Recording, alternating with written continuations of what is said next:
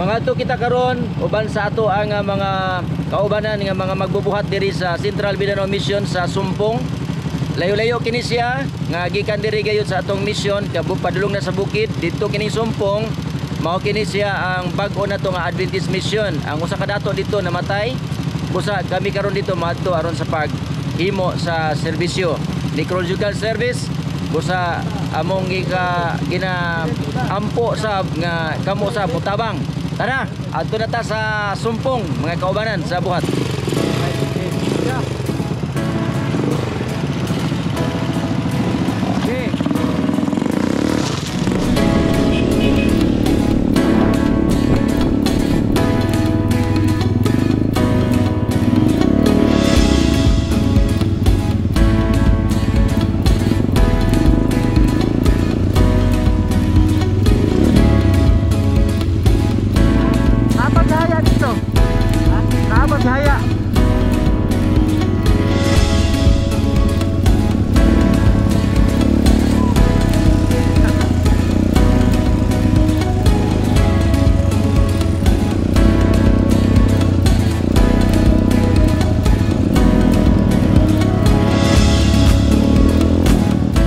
Abot ata diri Sumpong pero ang patayng lawas ni Dato Loncio i-transport pa gikan dito sa Buyog.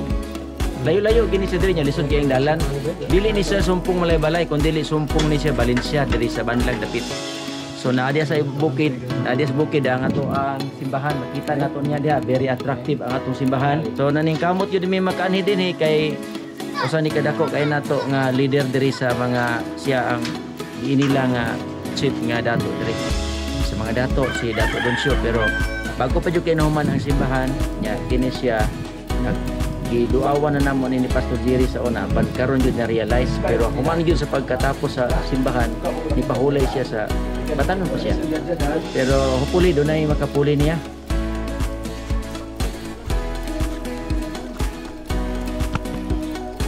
Okay mga kapaglaom, gagagalan tumasong kayo pero nindot kayo tanaw sa atbang.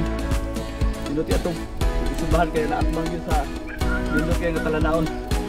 So salamat kayo nga nakaabot na din sa pag-attend sa lubong ni Loncio Ambat. Go! Ablantaw niya po kag gikan sa simbahan.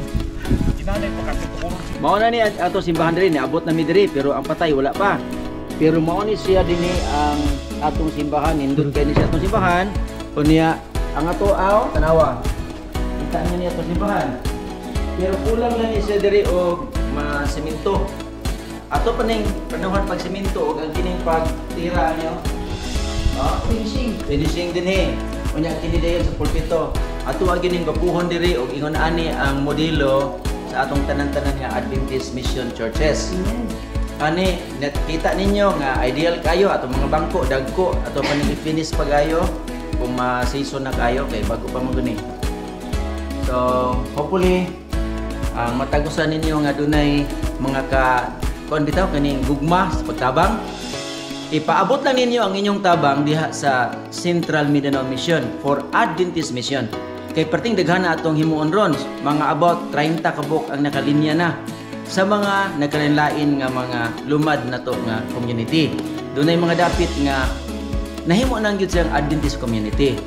So kita ninyo mao ni siyang agi. Pipila na ka buok karon ang daghan na mga simbahan nga atong nahimo. Ingon niini og kini siya aduna kitay Adventist Mission for Church Building para sa lumads.